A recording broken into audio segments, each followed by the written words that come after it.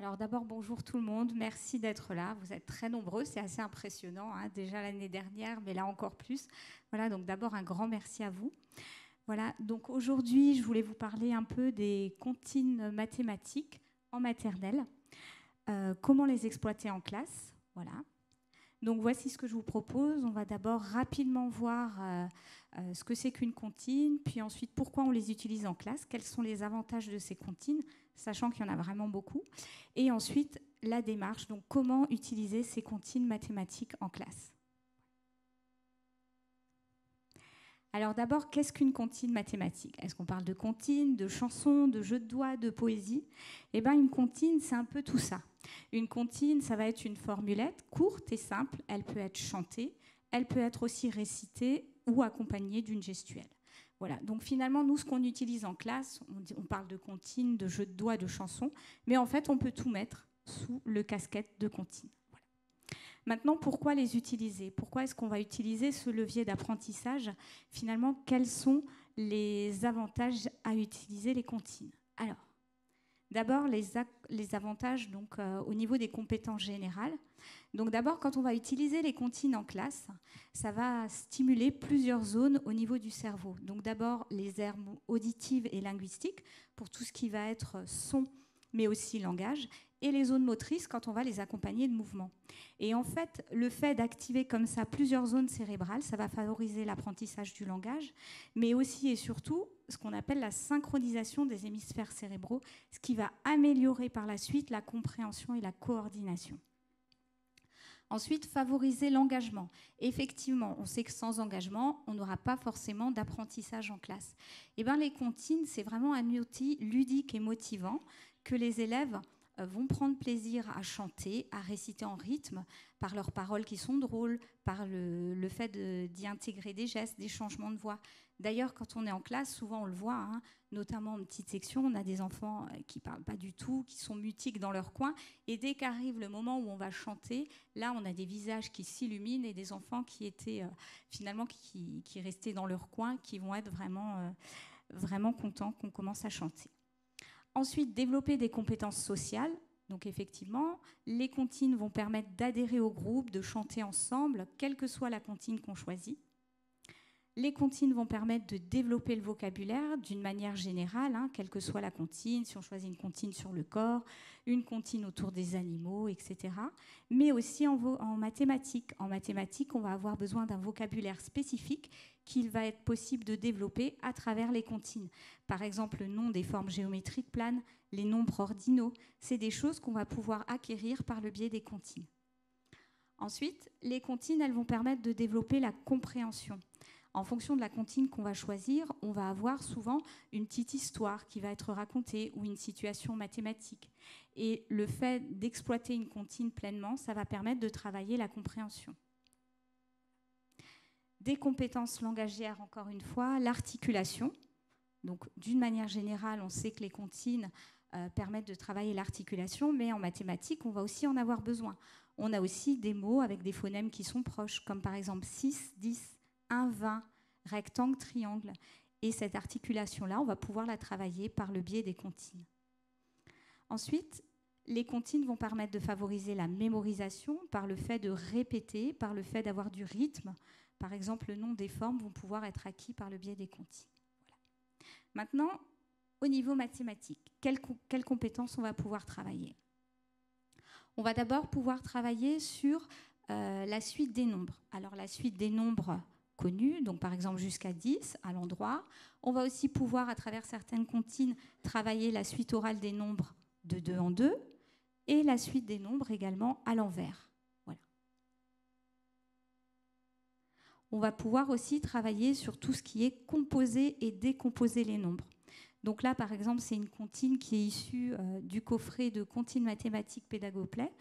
Donc les œufs, pour faire un beau gâteau, 6 beaux œufs il nous faut, si la poule en pond 1, 5 autres j'ai besoin, etc. Et par le biais de cette comptine et de son exploitation, donc les élèves, quand on va exploiter cette comptine, ils vont être amenés à utiliser des petites boules de cotillon pour symboliser les œufs, et ils vont être amenés finalement à composer et décomposer le nombre 5. Une autre compétence qui peut être développée par le biais des comptines, dénombrer et constituer des collections. Par exemple, cette comptine-là, pour faire un beau sapin, donc je ne vais pas vous la chanter, hein, je ne chante pas très très bien, contrairement à d'autres dans la salle. Voilà. Donc cette chanson-là, en fait, au fur et à mesure où les élèves vont la chanter, donc le sapin va se décorer. Donc on a d'abord, pour faire un beau sapin, il nous faut une étoile, 2 guirlandes, 3 boules, etc. Et là, dans l'exploitation, les élèves vont chacun avoir un petit sapin qu'on va décorer au fur et à mesure, et donc ils vont dénombrer, constituer des collections. Ensuite, mobiliser l'aspect ordinal du nombre. Ça, c'est une compétence qu'on ne travaille pas toujours dans nos classes. C'est quelque chose qu'on oublie parfois un petit peu. On va l'utiliser en disant, bon, les premiers, mettez-vous devant, etc. Mais d'une manière spécifique, on peut le travailler par le biais d'une comptine. Donc là aussi, c'est une petite comptine chantée. Donc pour aller à la fête d'Irène, il y a des amis qui marchent en file indienne. Et les différents amis d'Irène, ils vont chacun ramener un objet. Le premier, un collier, le deuxième, un ballon, etc. Et quand on va exploiter cette comptine, les enfants vont chacun avoir un objet, se placer en file indienne. Puis ensuite, on va avoir un petit jeu avec des images séquentielles, par exemple. Ensuite, certaines comptines vont se prêter à la résolution de problèmes. Par exemple, là, la comptine du sac à dos. Donc, dans mon sac à dos, je peux mettre 4 objets. Dans mon sac à dos, j'ai mis un objet. Combien de place reste-t-il ? Donc là, les élèves vont avoir des petits sacs à dos dans lesquels ils vont pouvoir manipuler pour justement pouvoir résoudre le problème.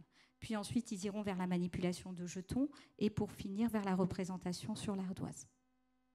Voilà. Et puis, les comptines vont permettre de se familiariser avec les formes et leurs caractéristiques. Voilà. Donc, on a dans ce coffret des comptines qui permettent justement de mémoriser les caractéristiques des formes géométriques. Et on peut même travailler les motifs organisés. Donc là, par exemple, on a une comptine avec des onomatopées, donc des sons qui vont être prononcés. Et si on demande aux élèves de se concentrer sur ce qu'ils entendent, ils vont remarquer qu'on entend d'abord 2 fois le triangle, puis ensuite 2 fois le tambour, etc. Et on va pouvoir le transposer après avec des percussions corporelles, puis ensuite avec des gommettes de couleur ou des jetons. Maintenant, on va passer au vif du sujet. Donc, comment on exploite finalement ces comptines ? C'est bien beau, on sait qu'on peut les travailler en classe, que c'est bien pour les élèves, mais comment on peut les exploiter pleinement ? Quelle démarche ? Alors d'abord, au niveau de la séquence, on peut utiliser la comptine à tous les niveaux de la séquence. Ça peut être au moment de la découverte. Dans ce cas-là, la comptine va amener finalement la notion. Ensuite, on va pouvoir l'utiliser au moment de la recherche, où les élèves, à partir de la comptine, vont mettre en évidence une notion mathématique précise qui va être travaillée. Au moment de la structuration, c'est-à-dire que là, notre comptine va nous servir de situation de référence qui va être reprise plus tard dans la séquence. Ou au niveau de l'entraînement, on a déjà travaillé une compétence et on décide de prendre une comptine qui traite de cette compétence pour poursuivre notre entraînement. Ou alors, au moment de la réactivation, là c'est plus tard dans l'année, on veut voir si les élèves se souviennent encore d'une compétence qu'on a travaillée, et dans ce cas-là, on va pouvoir utiliser les comptines également. Alors moi, je vous propose aujourd'hui une démarche en 4 étapes, qui est la démarche donc, du coffret proposé par Pédagoplay. Donc dans un premier temps, la découverte de la comptine. Donc quand on va découvrir la comptine, on va essentiellement s'attacher au sens de la comptine. C'est important parce que les élèves dans nos classes, souvent, je pense que vous en rendez aussi compte, quand on apprend une comptine ou une chanson, ils ont l'impression que c'est juste un fil de mots. Et ils ne se rendent pas vraiment compte qu'il y a des choses en fait, dans cette comptine, qu'elle va raconter une petite histoire. Si nous, on ne le travaille pas, qu'on ne le met pas en évidence, ils n'en ont pas souvent conscience. Et on s'en rend compte quand on leur demande de chanter la comptine et qu'ils vont le faire de manière phonétique, où il n'y a pas vraiment les mots que nous, on avait dans notre comptine de départ. Ensuite, on va l'exploiter, donc étudier la notion mathématique sous-jacente. Ça, c'est ce qui va demander le plus de temps. Puis ensuite, la trace écrite, qui va être importante pour garder une mémoire de la comptine. Et l'étape que j'appelle aller plus loin pour poursuivre l'apprentissage après la comptine. Alors d'abord, la découverte. La découverte, elle va durer 5 à 15 minutes en fonction du niveau qu'on a dans la classe et de l'attention des élèves. Ça peut être 1 à 2 séances, on va plutôt être en grand groupe ou en demi-classe. Et on va avoir besoin de cartes de vocabulaire, d'un support audio ou non. Si vous êtes très mauvaise chanteuse comme moi, on en a besoin, d'autres n'en ont pas besoin. On va aussi avoir besoin parfois de matériel pour la compréhension. tout le matériel dont je vous parle est fourni justement dans le coffret Pédagoplay à l'aide d'un QR code. Donc, par exemple, pour la première étape, découvrir la comptine. Donc, on va d'abord avoir une étape de vocabulaire. On va découvrir le vocabulaire de la comptine. Ça se fait par le biais de petites cartes. On va les montrer, les élèves essayent de les nommer. Nous, on apporte les mots qui ne sont pas connus. Et on peut finir par un petit jeu de Kim ou bien un jeu du donne-moi, donne-moi le doigt, donne-moi le mot tapé, etc. Cette étape-là, elle n'est pas forcément nécessaire pour tous les élèves. Donc soit on décide de le faire pour toute la classe pour que tout le monde parte avec le même niveau avant d'entrer dans la compréhension de la comptine, soit on va le faire juste avec les élèves qui ont des difficultés. Ensuite, on va écouter 2 fois la comptine et demander aux élèves de verbaliser leurs premiers commentaires.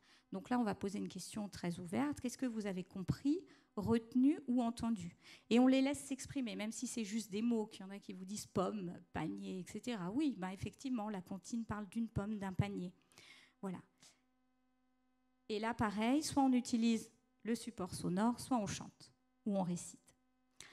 Maintenant, pour comprendre la comptine, on va utiliser soit des objets de la classe, quand la comptine s'y prête, soit des images séquentielles, voilà, qu'on va remettre progressivement dans l'ordre avec les élèves.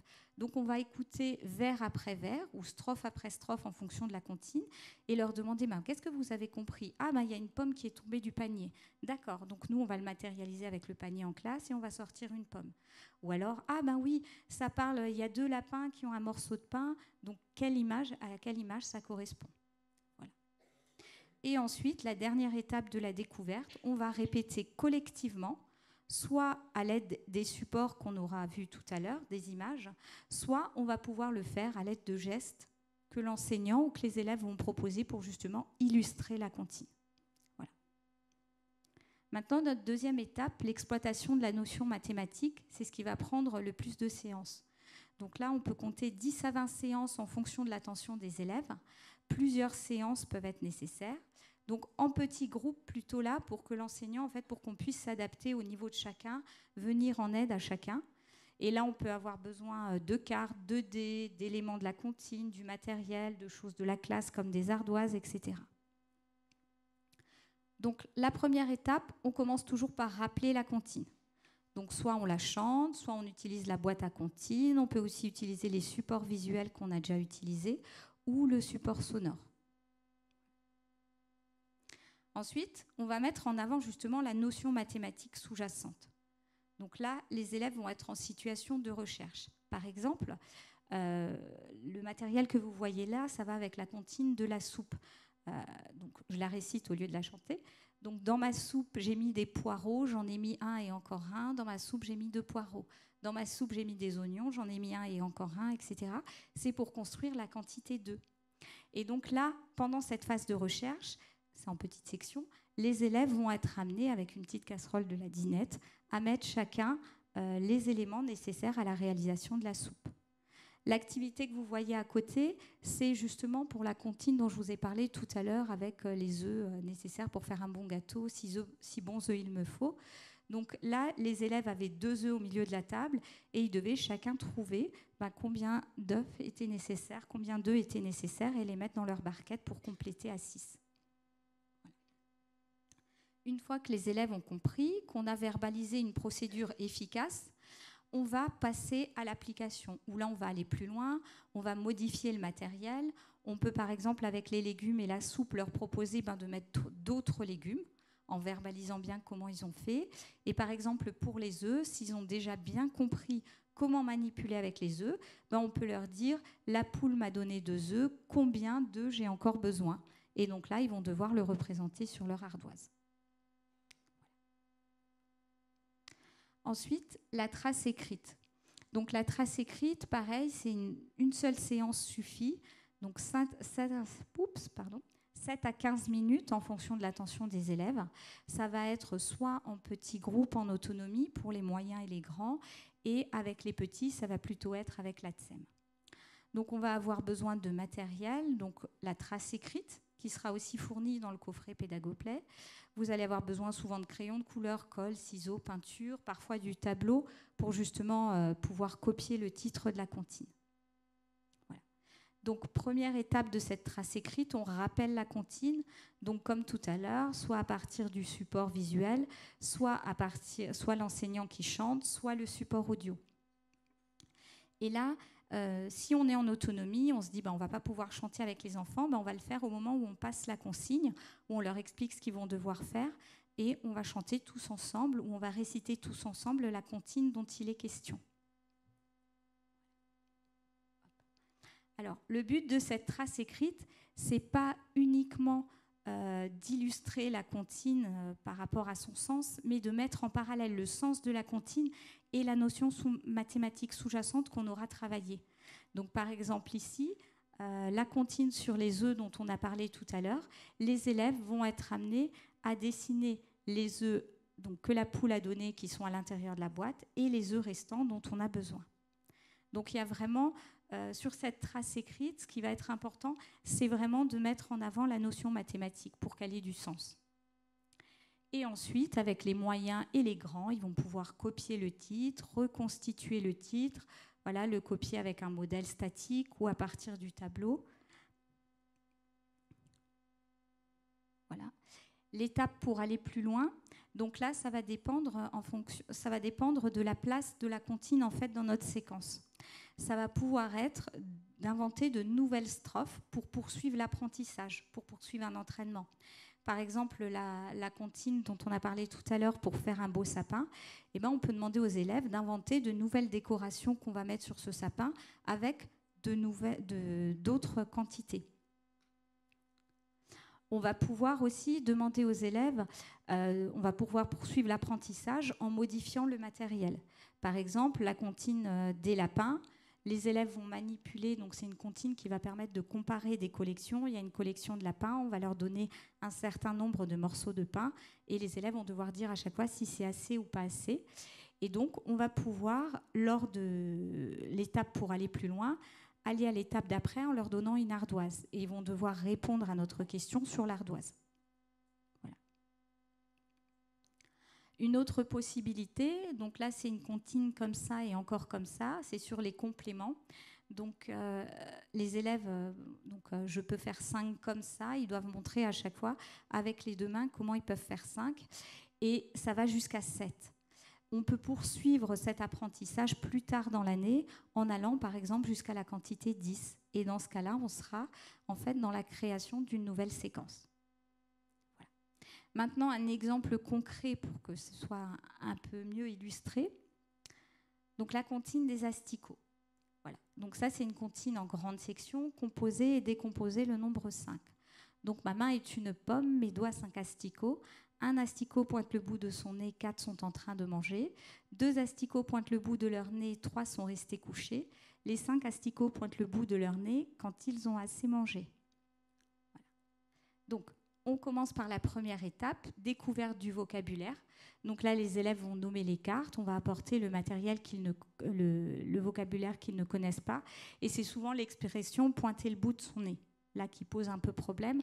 Donc là, on ne peut pas l'expliquer avec une illustration, donc on va le mimer et on va l'expliquer oralement aux élèves, l'expliciter. Ensuite, on leur fait écouter une première fois la comptine et ils vont verbaliser ce qu'ils ont compris et entendu. Voilà. Ensuite, une fois que les élèves ont dit ce qu'ils avaient compris et entendu, on va pouvoir aller plus loin en leur posant des questions. Donc là, on va vraiment être sur ce qu'on appelait tout à l'heure la compréhension, le sens de la comptine. Combien il y avait d'asticots? Qu'est-ce qu'ils peuvent faire les asticots? Ils sont en train soit de pointer le bout de leur nez, soit ils sont à l'intérieur de la pomme. Et donc là, pour voir s'ils ont compris, on va leur demander de trouver un moyen avec la main et les doigts de faire des gestes pour illustrer cette comptine. Et ensuite, on va répéter collectivement, vers après vers, la comptine, puis strophe après strophe, en utilisant les gestes que les élèves ont trouvés au départ. Voilà. L'exploitation de la comptine, donc là, on va avoir 3 séances possibles. La première séance, donc ça va être la fabrication de la pomme. Donc voilà, les élèves fabriquent une petite pomme. On rappelle bien sûr d'abord la comptine, ils fabriquent la pomme et ils doivent réaliser 5 asticots qui vont découper et coller au dos de la pomme. Et en fait, les asticots vont pouvoir se replier sur le dos de la pomme pour la manipulation. Séance 2, on va utiliser notre pomme à manipuler pour justement trouver les compléments à 5. Donc là, on rappelle la comptine, on rappelle la pomme qui a été fabriquée et les élèves vont pouvoir jouer avec la pomme. Donc nous, on va leur dire, par exemple, 3 asticots pointent le bout de leur nez, combien sont en train de manger? Et là, les élèves, en manipulant, ils vont devoir trouver le complément à 5. Voilà. Et à tour de rôle, chacun va pouvoir poser une question au reste du groupe. Ensuite, une fois que les élèves ont bien compris l'étape précédente, on va pouvoir passer à cette étape-là. Donc pareil, on rappelle la comptine, on rappelle la séance précédente, et cette fois, ils vont disposer d'une ardoise. Une ardoise et un feutre d'ardoise. On va réciter à nouveau les vers de la comptine, et on va leur dire un asticot pointe le bout de son nez, combien sont en train de manger, et les élèves doivent trouver librement une manière de représenter la réponse. Alors vous en avez qui vont dessiner les petits asticots et il y en a d'autres qui sont déjà capables d'écrire le chiffre 4 sur l'ardoise. Et on va utiliser la pomme uniquement pour vérifier le résultat des élèves. Et surtout, ce qui est important à ce moment-là, c'est de les faire verbaliser leur procédure. Comment est-ce que tu as fait pour trouver qu'il y avait 4 asticots qui restaient? Et là, il y a un élève qui m'a épaté. Moi, j'y avais pas pensé. Il dessinait à chaque fois les 5 asticots et il effaçait le nombre d'asticots qui étaient restés dans la pomme. Donc voilà. Donc ça a permis d'avoir une procédure efficace que tous ont pu utiliser. Voilà. D'autres utilisaient déjà la main, comme on avait travaillé avec les gestes précédemment. Voilà. Ensuite, au niveau de la trace écrite, donc on va pouvoir faire d'abord toujours un rappel de la comptine, comme on l'a dit, et puis les élèves vont pouvoir identifier et dessiner les compléments à 5 en dessinant finalement les asticots manquants sur la pomme. Voilà. Et ce qui va permettre en fait de réellement avoir une trace écrite qui est en corrélation avec la compétence mathématique sous-jacente. Donc là, les compléments à 5. Voilà. Et ensuite, ils vont écrire le titre. Voilà. Et ça va permettre de garder une mémoire de notre comptine qui pourra être laissée à disposition après des élèves dans les cahiers. Et ensuite, pour aller plus loin avec cette comptine, donc les élèves on peut poursuivre la séquence avec les élèves, soit par une évaluation. S'ils ont déjà tous bien acquis, on se dit hop, on passe à la phase d'évaluation en repassant par la pomme ou par un autre matériel, soit en reproposant après une séance d'entraînement. Donc par exemple, là, on peut passer, ce qui va être un peu plus complexe, avec 5 jetons et une barquette. Et voilà, ils doivent répondre aux mêmes questions des asticots et de la pomme, mais en utilisant uniquement les asticots et en utilisant uniquement les jetons et la barquette. Alors, les différentes activités que je vous ai montrées là, en fait, et les comptines, elles sont issues du coffret Pédagoplay. Donc, les comptines sont en format A5. Vous avez donc devant la comptine. Ici, la couleur là-haut avec le numéro correspond au sous-domaine mathématique qui est travaillé. Voilà. Au dos de la comptine, vous allez retrouver tout en haut le niveau de la comptine, l'objectif qui va être travaillé. Vous allez ici avoir le QR code qui vous permet de télécharger la version sonore de la comptine, hein, parce qu'on l'a tous eu, ça, à l'espace regroupement. Au moment où on dit on va chanter, on ne retrouve pas le CD, ou alors on met YouTube et il y a de la publicité, voilà. Donc là, on a directement le QR code, on peut télécharger directement, et vous avez là toute l'exploitation dont on a parlé, voilà, avec les différentes étapes, les 4 étapes, et surtout tout le matériel dont vous allez avoir besoin pour exploiter la comptine est disponible dans les ressources numériques. Donc pour chaque comptine, vous allez à chaque fois avoir les cartes de vocabulaire, la trace écrite que vous allez pouvoir coller dans les cahiers des élèves en fonction du niveau. Vous allez avoir la trace écrite pour les 3 niveaux et vous allez aussi pouvoir avoir tout le matériel nécessaire. Donc si vous avez besoin de cartes, si vous avez besoin des, je ne sais plus, les légumes dont on a vu tout à l'heure, etc., tout est disponible par le biais du QR code dans le coffret. Voilà. Et je crois que j'ai fini 5 minutes en avance.